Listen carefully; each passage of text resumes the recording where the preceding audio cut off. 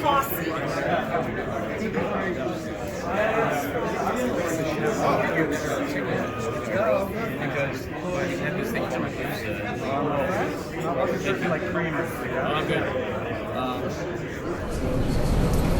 Good afternoon, and thank you for the chance to participate today.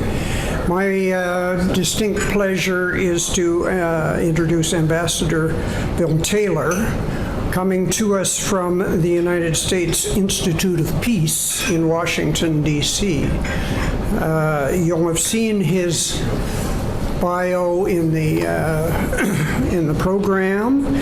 I just want to highlight a few things. He started his adult development in life at West Point and then the U.S. Army, and built that into a diplomatic and aid institute-related career. He graduated from the Harvard Kennedy School of Government. He had service in both Kabul and Baghdad in early post 9/11 days. Very dynamic activity, and I'm sure he has learned a lot from that. He was the U.S. ambassador to the Ukraine from 2006 until 2009, important years, and then following that period, I think he was in and out of the Institute of Peace, but he was called back as chargé d'affaires for the latter months of 2019, back in the capital of the Ukraine, back in Kyiv. So he's a fill-in active guy.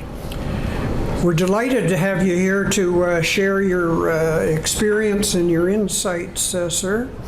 And it's obviously going to focus on the Ukraine, which is certainly what we're hoping for. Thank you. We have 30 minutes, and I hope we'll have some questions.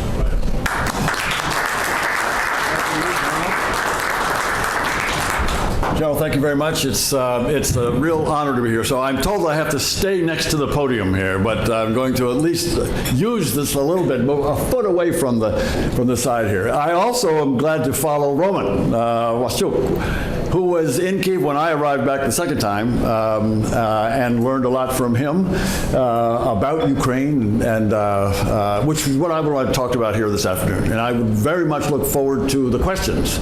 So I will try to keep this short. As we say in the military, my bottom line up front is that Ukraine has to win this war.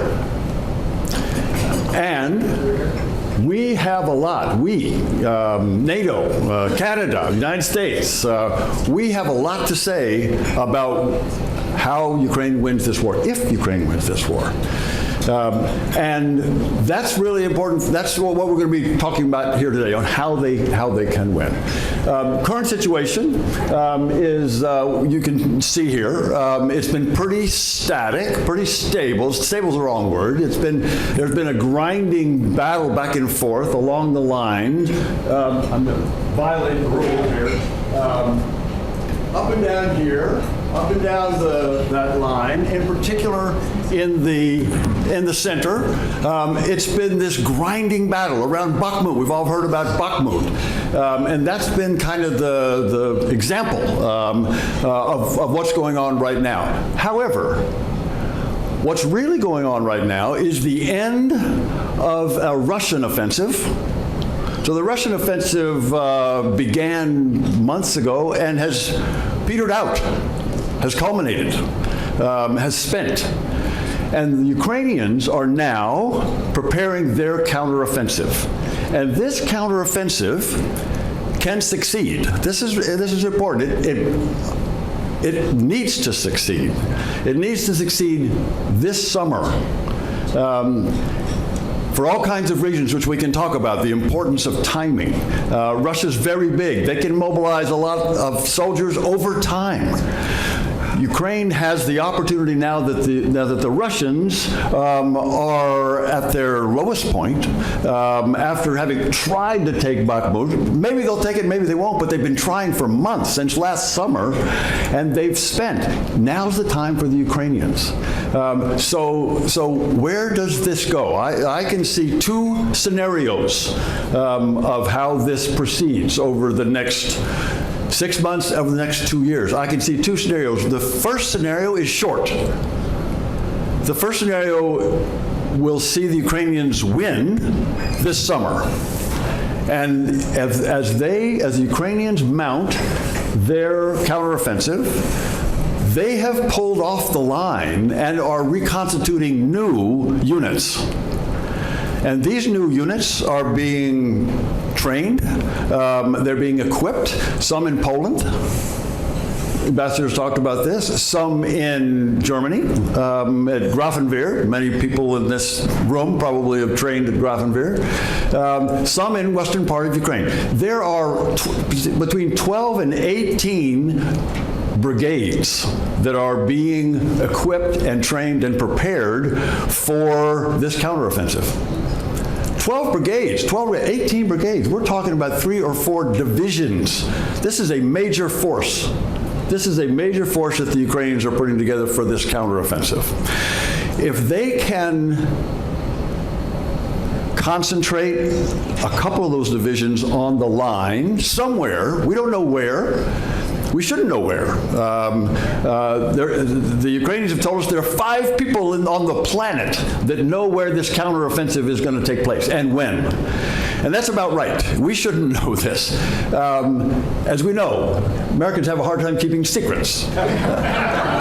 So it's a good thing we don't know where that counteroffensive is going. The Ukrainians know, and their generals, General Zaluzhny, General Syrsky, these generals have been amazing. And they have succeeded in previous counteroffensives. So last fall, Kharkiv, up in the top, the blue, by the way, is not water. The blue is the result of Ukrainian counteroffensive last fall. And in the north, around Kharkiv, the counteroffensive was a brilliant maneuver by the Ukrainian military. The Ukrainian military gave a lot of signals last fall that they were going to mount their offensive in the south. And the Russians heard that, moved their troops down there, and General Zaluzhny attacked in the north, attacked in Kharkiv. What happened there? The Russians were caught by surprise. The Russians panicked. The Russians dropped their weapons. They got out of their tanks. They fled. They panicked. It was a rout.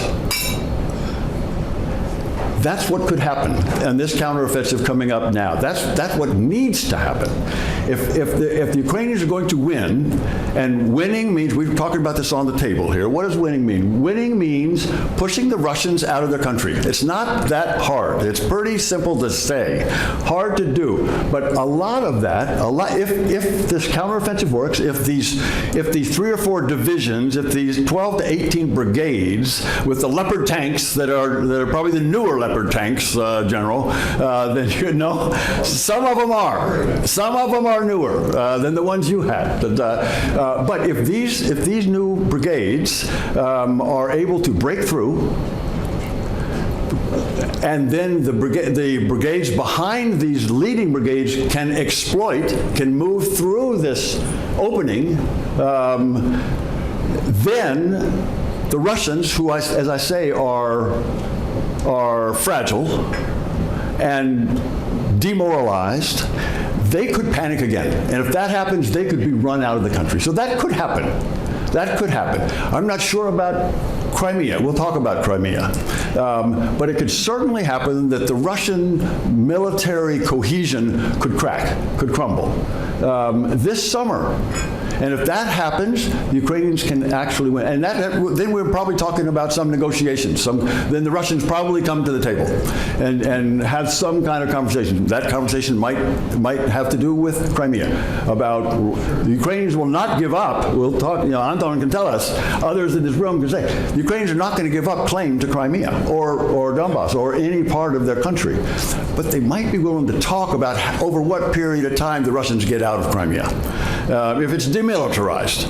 So my first scenario about where we go from here is that we provide the kind of equipment, the kind of ammunition, the kind of weapons that the Ukrainians need to succeed in this counteroffensive. And that's happening now.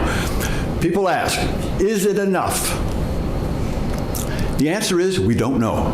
The answer is we won't know. The answer is if they succeed, it will have been enough. If the Ukrainians don't succeed, it won't have been enough. Then we will have not given them enough to succeed. So we need to provide them right now, this summer, next month or two, with the weapons that they need. We can talk about what kinds of weapons they're going to need, but that could happen. And that's the first scenario. The first scenario is short because the Ukrainians mount a successful counteroffensive. The second scenario is longer. The second scenario is where we don't provide what they need. That NATO, that the West doesn't provide the support, the weapons, the ammunition, the long-range fires that the Ukrainians need to succeed in this counteroffensive now. And it drags on. And it continues to drag on. And neither side can break through.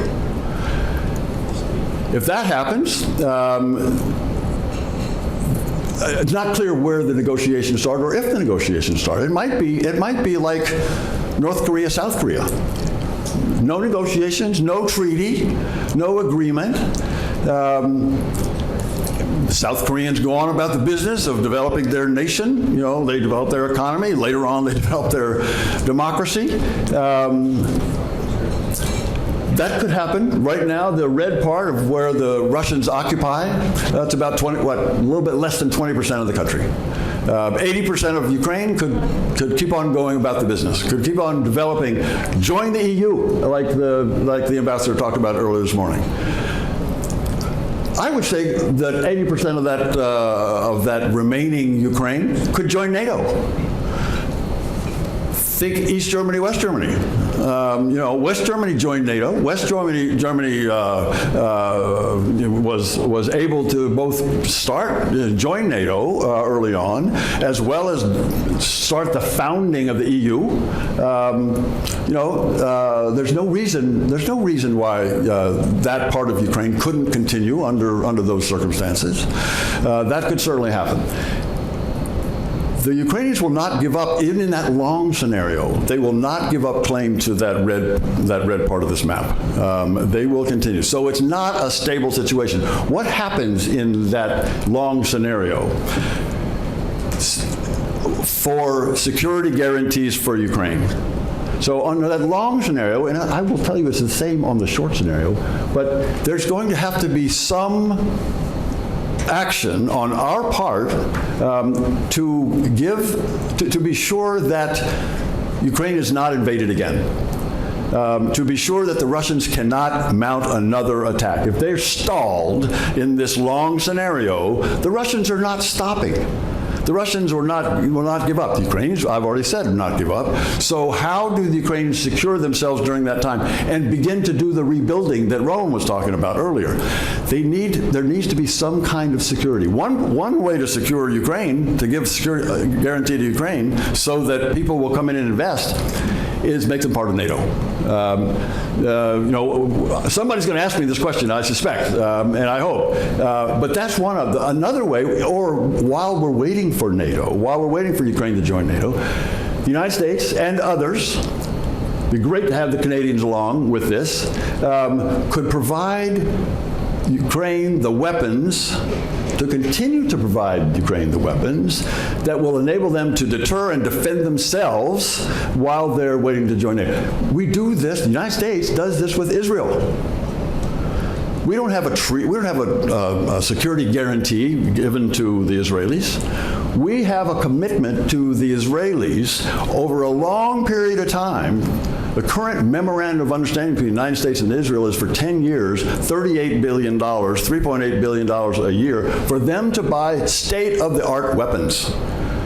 Those weapons enable the Israelis to deter their enemies in a difficult part of the world.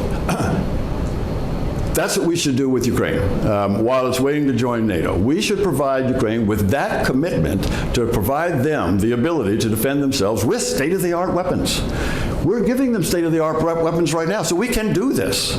I mentioned that there's $38 billion to the Israelis over 10 years. The United States, has given Ukraine $35 billion over 12 months.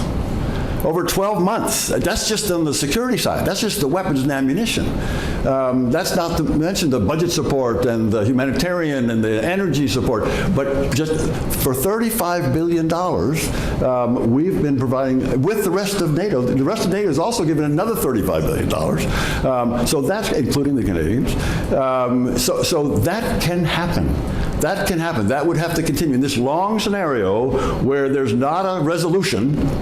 But you need to have some security for the Ukrainians on that. Okay, so two scenarios. I'd love to talk more about that. Let me just say the last thing I'll say, and then I'd love to get questions. Why do we care? Why do we care here in Toronto? Why do we care in Canada? Why do we care in North America? Why does Europe care? Why does the world care what happens in Ukraine? First of all, the Ukrainians want to be part of Europe. Ukrainians want what Europeans, they want what we have, what the Canadians have and what Americans have. You know, they're committed to principles that we agree with.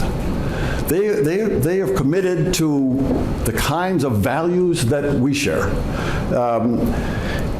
And that's important because those principles, sovereignty, they care about sovereignty, their own sovereignty, Ukrainian sovereignty, their own territorial integrity. Those principles used to provide security in Europe and really around the world. Those principles, when the Soviets and the Russians and the Americans and all of Europe were committed to sovereignty of nations, that you don't invade your neighbor, that you respect your neighbor's boundaries, territories, that kept the peace, not in every case. The general talked about Bosnia, he talked about the Balkans, so there were, we know about Vietnam. I spent some time in Vietnam. We know about Korea. So it's not like that this time between the end of World War II and 2014, when the Russians tore up these principles, was conflict-free. No, but there was no World War. There was no war among major powers during that time. And why? Because the world respected, nations respected each other's sovereignty and territorial integrity.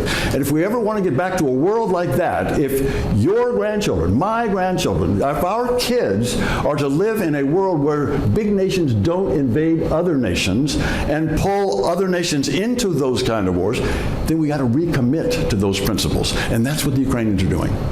The Ukrainians are fighting for those. They're fighting for their land. They're fighting for their families. They're fighting for their nation. The Ukrainians are fighting for their existence. If they lose, there's no Ukraine. There's no Ukraine.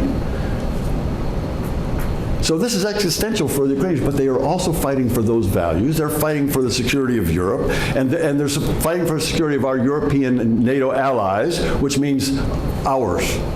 That's why we're. There's another reason, and this is the last. There's a moral reason. The atrocities that we see the Russians perpetrating in Ukraine, just gut-wrenching. You cannot watch this. You can't hear about this without being disgusted. The attacks on civilians, I was in Bucha. I'm sure, Roman, you've spent some time in Bucha and Irpin and Hostomel and Kharkiv and Kherson, Mariupol. We haven't even been there. We know what's going on. The atrocities, the murders, the torture, the rape, the kidnapping of children. Kidnapping of children, taking them into Russia, putting them in orphanages, then putting them in families so they become Russian, they're not Ukrainian any longer. These are war crimes. This is genocide. And that moral imperative to deal with that, Canadians can't stand that. I can't. Americans can't stand that. So I go back, this is my bottom line. Ukraine has to win. Ukraine has to push the Russians out. We have to be there. We can help. We will determine whether or not Ukraine wins. If we provide them the support, then they will win. And I'd love to ask your questions.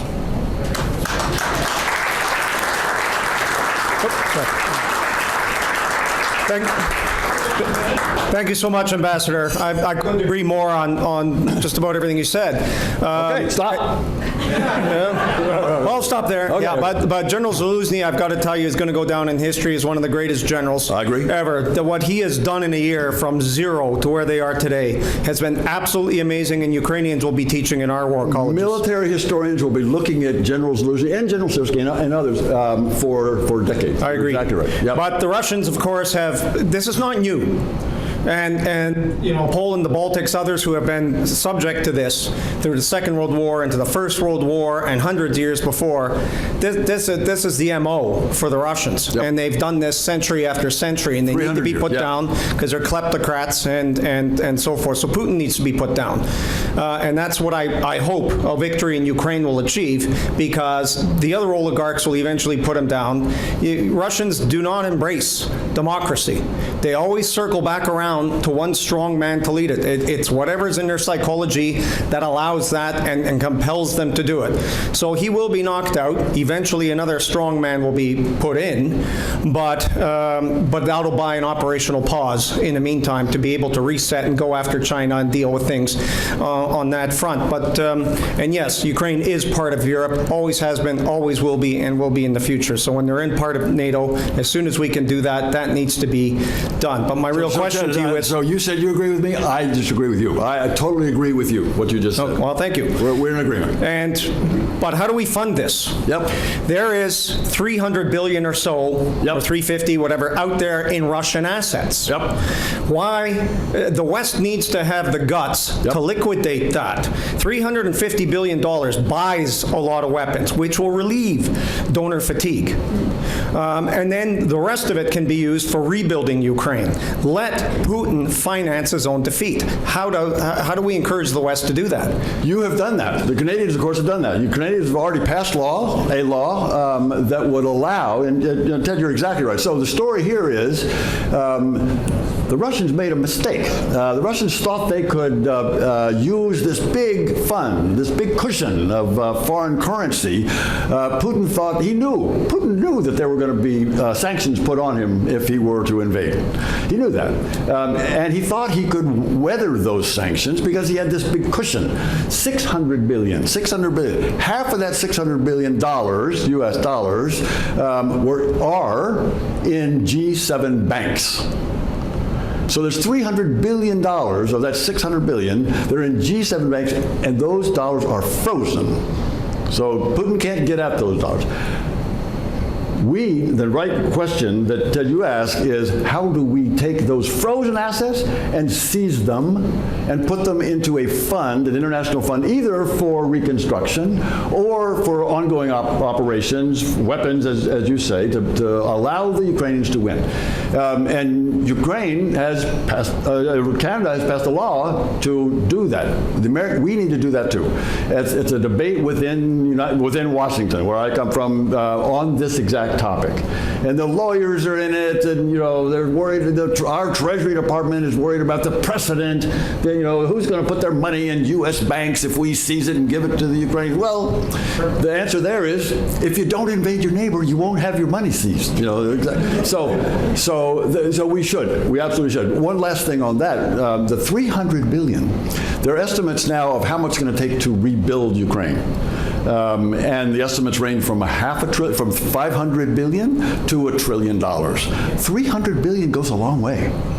$300 billion goes a long way. And the question is, what politician in what G7 nation is going to go to his or her constituents, voters, and say, we need to tax you to reconstruct Ukraine, when there's $300 billion of Russian money sitting there?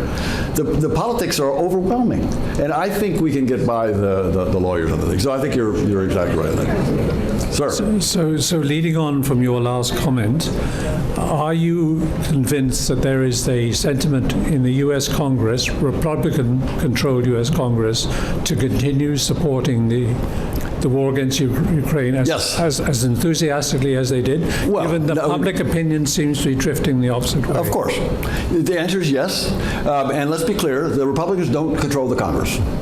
They control the House of Representatives, and the Senate, and but that's not even the important thing. The important thing is most Republicans, most normal Republicans support Ukraine. Senator McConnell, the lead Republican in the Senate, has been to Ukraine. He's been there. He's talked to President Zelensky. He comes back and he leads the charge in the Senate and indeed in the Republican Party for continued support for Ukraine, continued opposition to the Russians. Congressman Mike McCall, he's the head of the Foreign Relations Committee in the U.S. House, a Republican, because the Republicans do control the House, so he's the chairman of that committee. Strong support. I was just at the Munich Security Conference 2 months ago, and I sat on the table with Chairman McCall. Strong support. That whole Munich Security Conference was focused on how to support Ukraine. Europeans and Americans, and a big delegation, a bipartisan delegation from the United States to the Munich to demonstrate strong support. Yes, the polls, surely they're going to come down a little bit. I mean, it's been a year. I'm surprised they haven't come down farther. What amazes me is there's still strong support, bipartisan. The other amazing thing is the Europeans. Who would have thought the Europeans would hang in there as well as they have? The Europeans they're facing harder economic consequences of this than we are. We'll probably hear from the general about Europe. But the answer. This is by way of saying the answer to your question is yes. It's going to continue. But the Polish ambassador made exactly the right point, and that is people in this room. People in our governments who believe what I've been saying, who think it's important, who are convinced it's important for Ukraine to win, we need to tell the story. We need to make that point. We need to say why we care about this, about why we don't want a world where big, powerful nations invade their neighbors. Why we can't let Putin get away with these atrocities.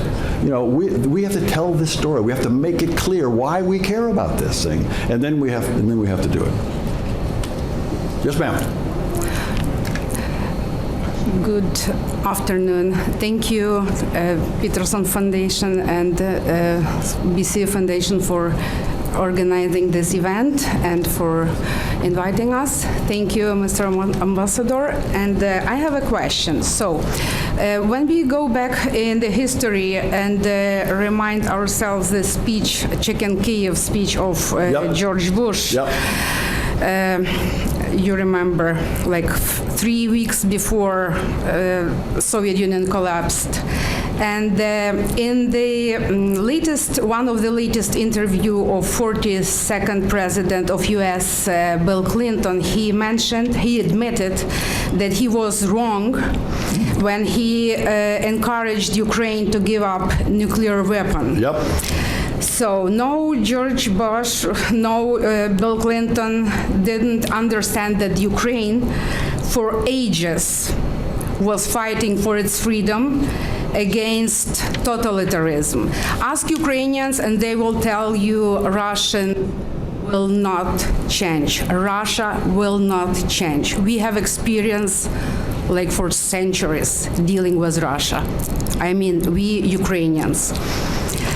So my question is, now United States and Western authorities are continuously talking about negotiations.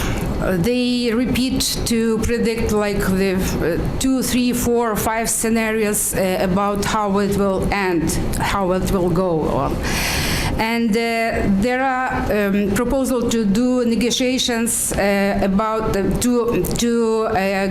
about territorial status of Ukraine in exchange for peace in Europe and in the world, which is debatable. Even you mentioned today North and South Korea scenario. So my question is, how to avoid the moment when American leaders and world leaders will have to apologize to Ukrainians, Europe, and the world. Right. Are you Okay. ready to Russia's collapse? Right. Do you have the scenario? The for answer this? is the support the Ukrainians in this counteroffensive so that they can win, so they can kick the Russians out of their country, number one. Number two, no government that I have heard, no government, certainly no government official in the United States, has talked about leaning on the Ukrainians to negotiate. No. There have been think tankers. There have been people who have made that suggestion, exactly the ones that you talked about. I've seen it recently, where they say, we have to just, the Americans or the Europeans or the Canadians have to lean on the Ukrainians in order to get them to the negotiating table, and then, yes, give up some territory. No. A, I think that's wrong. B, my government thinks that's wrong. And C, my government's not talking about that. Nor are European governments any longer. Some did earlier, but not now. You're right about Chicken Kiev speech. You're absolutely right. And that's a concern that some people have, where they say to me, and I've heard this argument. They say, "Well, Bill, if we push the Russians too hard, if the Ukrainians win, the Ukrainians kick them out of their country, aren't you worried that the Russian Federation might splinter and might fall apart?" No, I'm not worried. The Soviet Union split up before, and it was hard, and there was a lot of diplomacy and a lot of work went in to secure these weapons, and but that's not a reason to pull back support for Ukraine. No, there should be no new Chicken Kiev speech. You're absolutely right. Thank you. Thank you.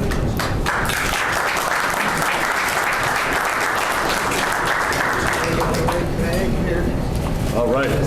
Thank you very, very much. Thank you very much. On all of our behalf. Your speech was very encouraging and spirited. We're grateful that you came this far to help us. Thank you, sir. Enjoy.